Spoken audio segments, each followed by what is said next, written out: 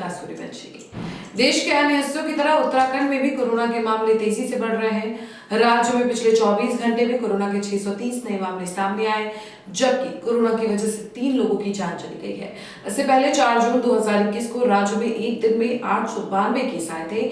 वहीं कोरोना के बढ़ते मामलों को देखते हुए सरकार ने नई गाइडलाइन के तहत बाहरी राज्यों से आने वालों के लिए नेगेटिव रिपोर्ट को अनिवार्य कर दिया है। इसके साथ ही कोविड संबंधी गाइडलाइन का पालन न किए जाने वालों पर सख्त कार्रवाई किए जाने के भी निर्देश दिए गए हैं।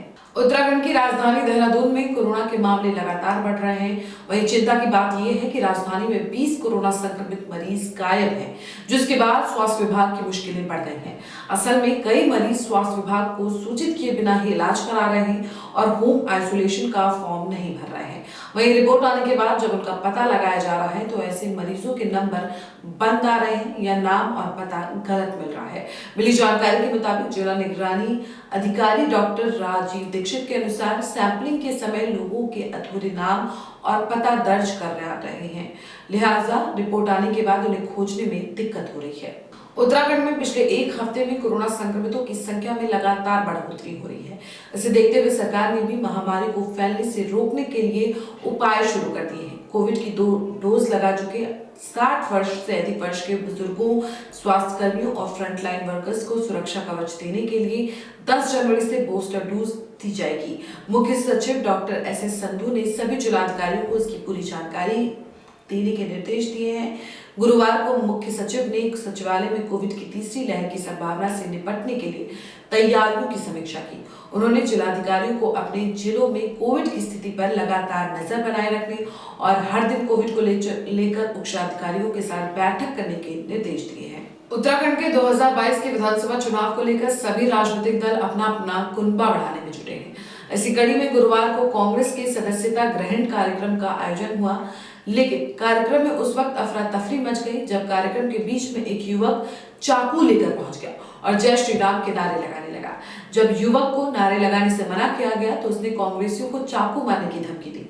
गनीमत रही कि इस घटनाक्रम से चंद मिनट पहले ही पूर्व मुख्यमंत्री और कांग्रेस के चुनाव अभियान प्रभारी हरीश रावत मंच से नीचे उतर चुके थे। फिलहाल इस मामले में पुलिस ने आरोपी के खिलाफ मुकदमा दर्ज कर उसे गिरफ्तार कर लिया है।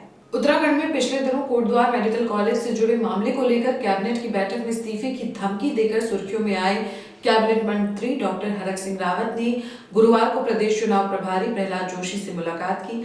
अब दोनों ही नेताओं के बीच हुई मुलाकात चर्चा में है। बताया जा रहा है कि हरक सिंह रावत अपने लिए सुरक्षित सीट के साथ ही 2 अन्य सीट अपने परिवार और करीबियों के लिए मांग रहे हैं। दरअसल राज्य के कैबिनेट मंत्री हरक सिंह रावत पिछले दिनों से ही राज्य की धामी सरकार और बीजेपी आलाकमान से नाराज चल रहे हैं। हालांकि ये कहा जा रहा है कि हरक की प्रेशर पॉलिटिक्स है और वो उसका इस्तेमाल अक्सर अपने सियासी फायदों के लिए करते रहते हैं। असल में हरक अपनी बहू के लिए टिकट चाहते हैं, लिहाजा वो लगातार पार्टी पर दबाव बना रहे हैं और पिछले दिनों ही उन्होंने इस्तीफे का ऐलान कर पार्टी आलाकमान पर दबाव बनाया था। भारत और नेपाल के रिश्ते को और मजबूत करने के लिए बहुत जल्द उत्तराखंड के धारचूला में महाकाली नदी पर एक ब्रिज बनाया जाएगा। इस ब्रिज के लिए जल्द ही एमओयू साइन होगा। कैबिनेट की बैठक के बाद केंद्रीय खेल मंत्री अनुराग ठाकुर ने इस मामले में जानकारी देते हुए कहा कि भारत और नेपाल के बीच उत्तराखंड के धारचूला में महाकाली नदी पर ब्रिज बनेगा, जो हमारे नेपाल से बेटी रोटी के रिश्ते को और मजबूत करेगा। साथ ही उन्होंने कहा कि कई अन्य परियोजनाओं को भी कैबिनेट की मंजूरी दी गई है।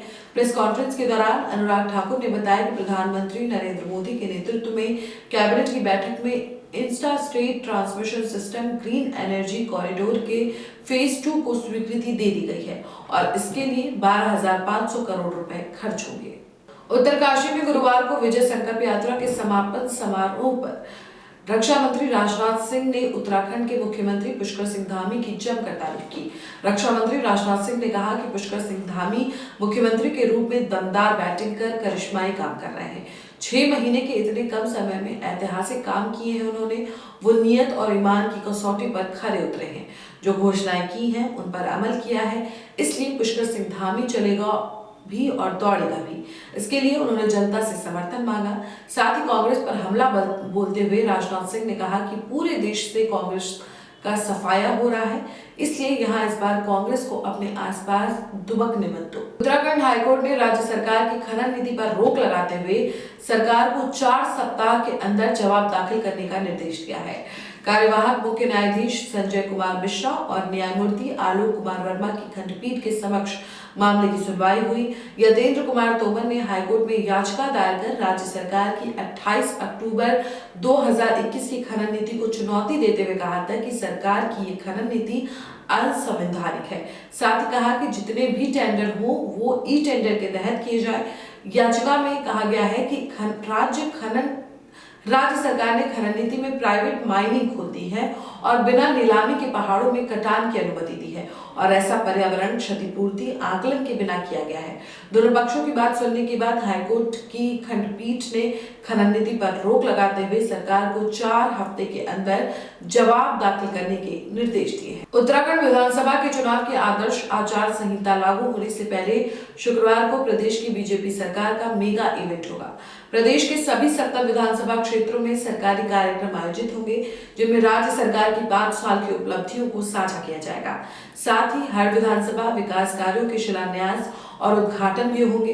इस दौरान मुख्यमंत्री अपने विधानसभा क्षेत्र खटीमा के कार्यक्रम में रहेंगे, जबकि हर विधानसभा में कार्यक्रम की अध्यक्षता वहां के पार्टी विधायक करेंगे। जहां पार्टी का विधायक नहीं होगा, वहां जिलाधिकारी अपने विवेक से किसी जनप्रतिनिधि से कार्यक्रम की अध्यक्षता कराएंगे। इस मेगा इवेंट के आयोजन के लिए प्रदेश सरकार ने 8 करोड़ 40 लाख के बजट की व्यवस्था की है। हर विधानसभा के कार्यक्रम पर 12 लाख रुपए खर्च किए जाएंगे। मेरे साथ इस बुलेटिन में इतना ही। देश और दुनिया की तमाम बड़ी खबरों के लिए देखते रहिए आप।